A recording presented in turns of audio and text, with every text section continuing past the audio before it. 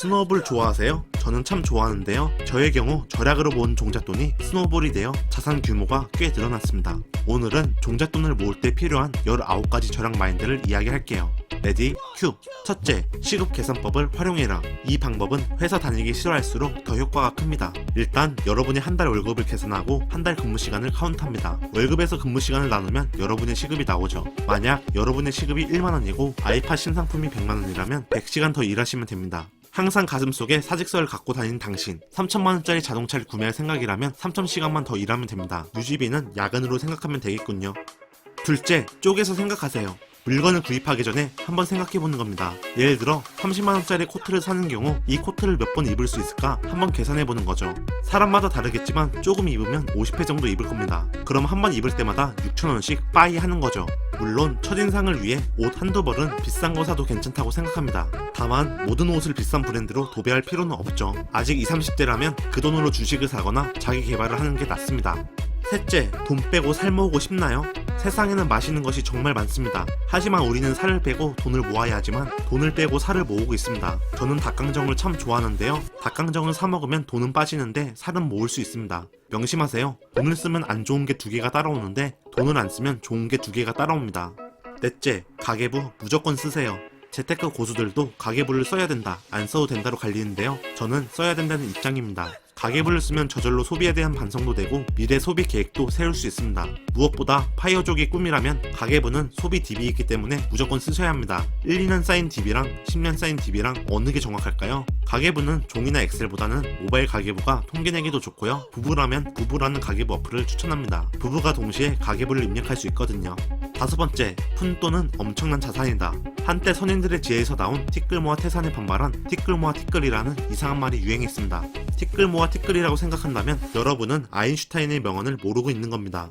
아인슈타인은 복리의 법칙을 가장 위대한 수학의 발견이다 라고 일컬을 정도였습니다. 즉, 당신이 티끌이라고 생각한 만원이 5%의 수익률로 10년 뒤를 본다면 16,289원이 되어 있고 20년이 지나면 26,532원이 되어 있습니다. 절약 습관으로 티끌을 모은다면 결국 태산이 될 수밖에 없습니다. 여섯 번째, 절약해서 모은 돈을 월세나 적금 이자로 생각하기. 절약해서 한 달 동안 30만원, 1년에 360만원을 모았다고 칩시다. 축하드립니다. 당신은 이미 2억원이 있습니다. 적금금리 2%로 2억원의 이자를 계산하면 세금 제외하고 360만원 정도 나옵니다. 다른 예로 오피스텔 한 채를 가지고 있는 것과 마찬가지입니다. 매달 30만원씩 월세를 받는 셈이니까요. 일곱 번째, 현재보다 미래를 생각하세요. 이 마인드 정말 중요합니다. 현재를 중요시하는 사람은 절약하기 힘듭니다. 반면 미래를 중요시하는 사람은 현재를 희생해서라도 끈질기게 절약을 합니다. 현재 당신이 쓴 의미 없는 소비는 금세 그 가치를 다하지만 미래를 위해 절약한 돈은 다방면으로 당신에게 혜택을 줄 겁니다. 장담하는데 절약하는 사람과 욜로족의 3년 뒤 미래는 엄청난 차이가 발생할 겁니다. 여덟 번째, 자산 가치가 늘지 않는 건 구매하지 않는다. 자산 가치가 늘어날 수 있는 주식, 부동산 등을 제외한 자동차, 옷, 가전제품은 웬만하면 잘 사지 않습니다. 차라리 그 돈을 아껴서 주식을 사거나 종잣돈을 모아놓죠. 예를 들어 10만원을 아껴 재테크를 하면 10만원 이상이 될 수 있는데 그러한 기회비용이 날아간다는 게 너무 아쉽습니다. 아홉 번째, 신용카드는 쓰지 마세요. 진부한 이야기지만 신용카드 대신 지역화폐나 체크카드를 사용하세요. 신용카드 쓰는 사람들한테 왜 쓰냐고 물어보면 대부분 혜택 때문에 쓴다고 합니다. 근데 한 달에 20만원, 30만원 실적 채우는 게 배보다 배꼽이 더 큽니다. 30만원 실적 채워 스타벅스 50% 할인을 받았다 칩시다. 반값 할인이 가능하니 괜히 스타벅스 가서 또 소비를 하죠. 또한 어떤 달에는 돈을 많이 안 써도 되는데 실적을 채우려고 억지로 쓰는 자신을 발견할 수 있습니다. 매월 꾸준히 30 이상씩 쓰고 필요할 때만 혜택을 활용할 수 있다면 신용카드를 굳이 안 쓸 이유는 없습니다. 그런데 그 정도로 통제 능력이 가능하신 분이 이 영상을 보고 있을까요? 열 번째, 무이자 할부, 당신은 속고 있습니다. 무이자 할부 얼마나 달콤한 표현입니까? 30만원짜리 제품을 샀는데 6개월 무이자다. 그러면 매달 5만원씩만 내면 됩니다. 화폐 가치도 떨어지니 무이자 할부라면 개이득 아니야? 라고 생각한다면 당신은 속고 있는 겁니다.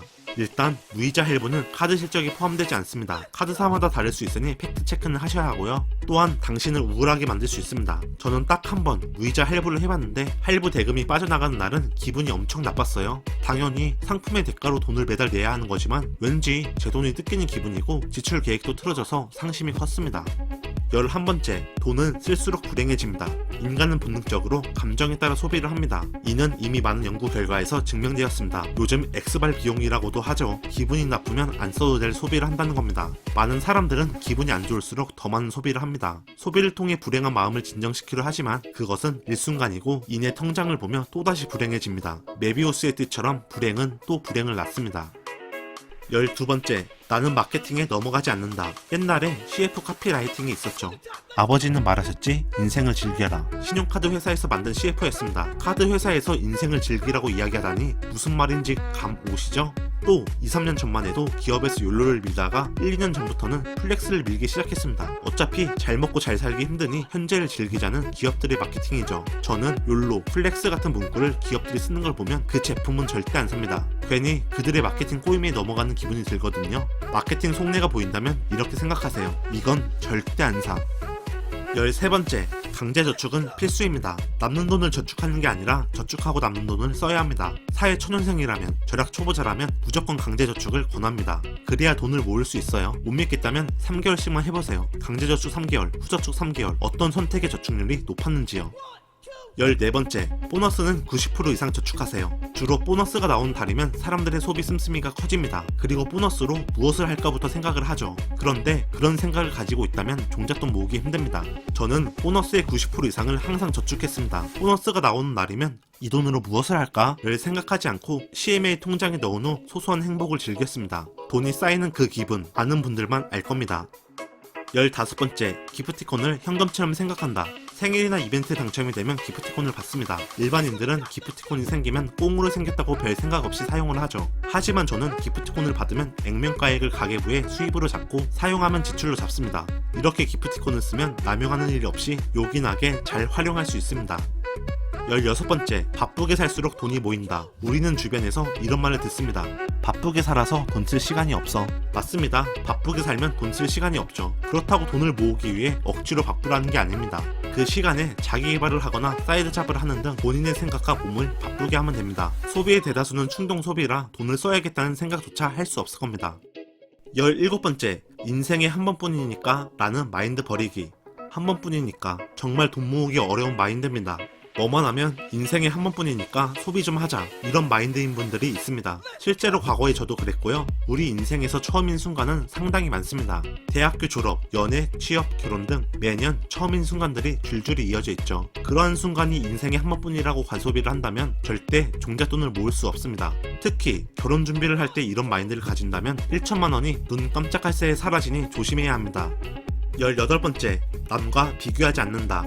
절약을 하고 종잣돈을 모을 때 마음의 평정심이 필요합니다. 이 시기에 남과 비교하면 안 돼요. 친구가 백을 산 걸 보고 부러워할 필요 없습니다. 친구가 테슬라로 수천만 원 벌었다고 부러워할 필요 없어요. 우리는 그들의 겉모습만 알 뿐이고 속은 그들만 아는 겁니다. 전 재산을 털어 백을 샀을 수도, 그동안 주식으로 1억을 날리고 수천만 원을 벌었을 수도 있습니다.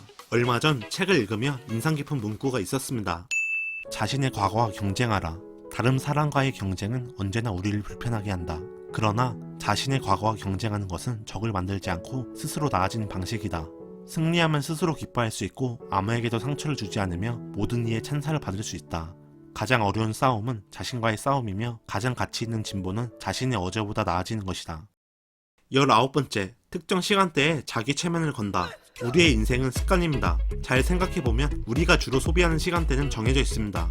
주로 퇴근 후나 주말입니다. 하루 24시간, 1년 365일 자기 체면을 걸며 돈을 아끼자 해도 그 체면은 오래가지 않습니다. 따라서 저는 특정 시간대에 체면을 걸며 지출 통제를 합니다. 주로 퇴근을 하며 소비하는 케이스가 많아 집에 가는 길에 절약에 대한 다짐을 하죠.